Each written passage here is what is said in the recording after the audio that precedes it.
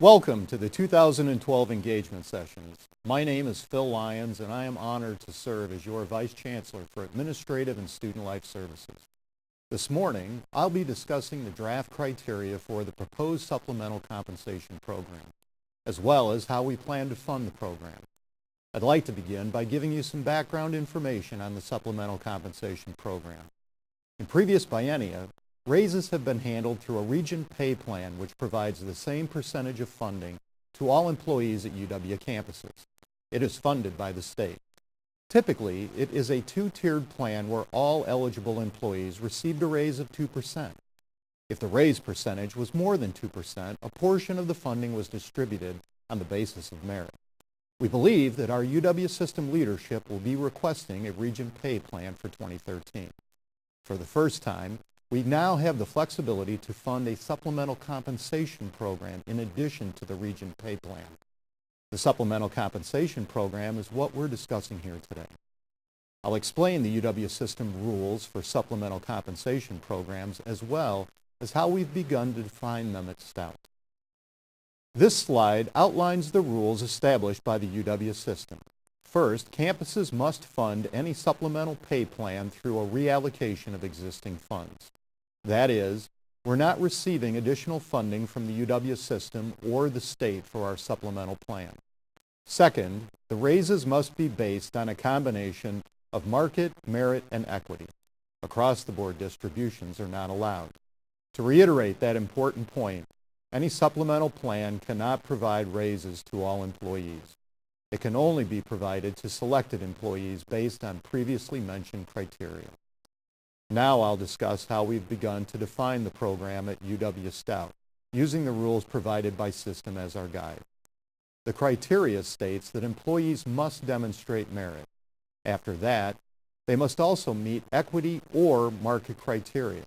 Therefore, faculty and staff are eligible if they meet the merit and equity criteria or the merit and market criteria.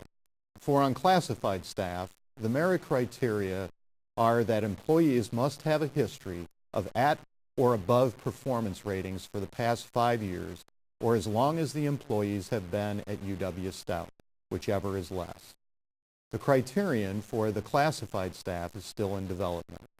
In addition to merit criteria, the employee must demonstrate that they meet either the equity compression criteria or the market criteria. Now I'll review the equity criteria. There are two equity criteria for unclassified staff.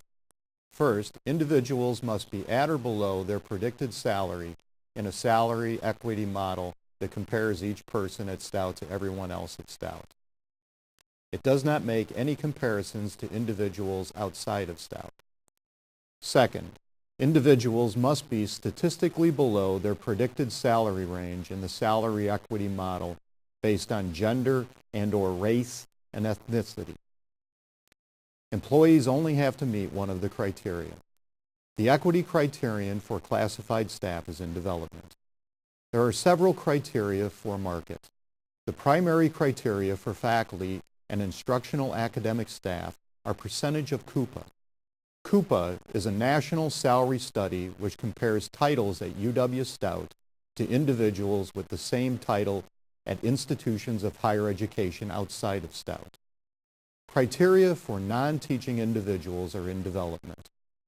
Other market criteria include verified offers of employment, a track record of grant-supported research or external funding, unique or specialized skill sets critical to UW Stout, and expertise needed to meet or maintain program accreditation requirements. $2,000 is the minimum raise amount recommended for those who would receive the funding. Limited term employees are not eligible. With $500,000 in funding, it is estimated that approximately 30% of faculty, academic staff, and classified staff would receive a raise. At the end of this video, we will be seeking your input on these draft criteria. Some questions to consider are: how should we measure merit and equity for classified staff? How do we measure market for classified and professional academic staff? Do you have feedback on equity criteria for unclassified staff? What feedback do you have on the market criteria for faculty and instructional academic staff? Next, I would like to discuss how we will fund the compensation program. As I stated previously, the program must be funded through internal reallocation. I'd like to begin by discussing options that we're eliminating. Based upon feedback from the campus, we will not be pursuing changes to the sabbatical or release time models, nor will we be pursuing changes to the program director model or release time. Next, I'll share several initiatives that we are exploring in order to fund this compensation program. These initiatives are derived from feedback that we received on recent surveys asking how we would fund the supplemental compensation program.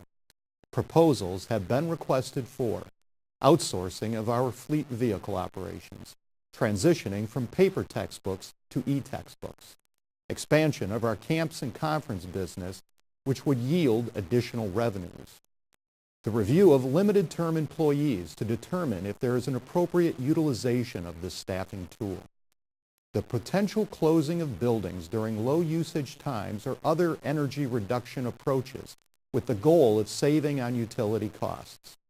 Today, we are interested in your feedback on the potential closing of buildings, whether you support or don't support that proposal and why.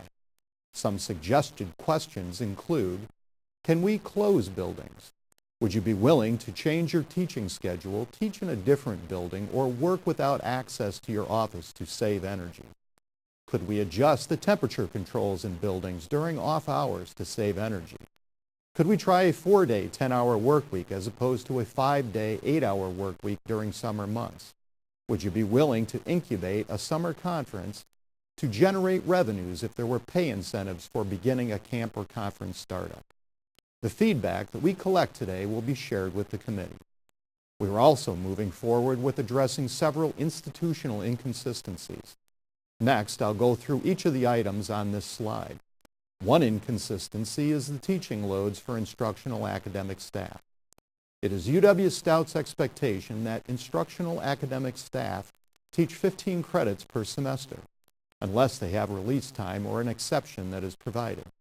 The 15 credits are prorated if the person works part-time. Currently, just over half of instructional academic staff teach 15 credit hours a semester.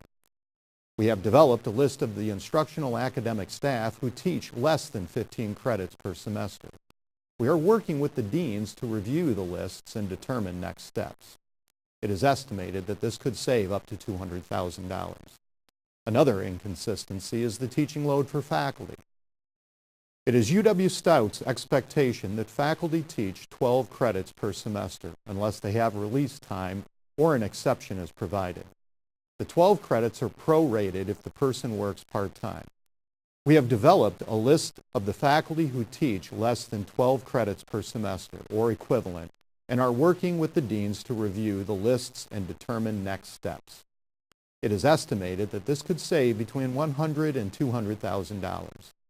Another inconsistency is release time and stipends for department chairs. Currently, the amount of release time and stipend dollars vary from one department to the next. The stipends range from $2,500 to $3,500. Going forward, all stipends will increase to $3,500. Release time will continue to vary one department to the next and will be tied to student credit hours and the number of faculty and staff in the department. Models are being developed and reviewed. It is estimated that release time will increase for some departments and decrease for other departments. It is estimated that this will save approximately $100,000.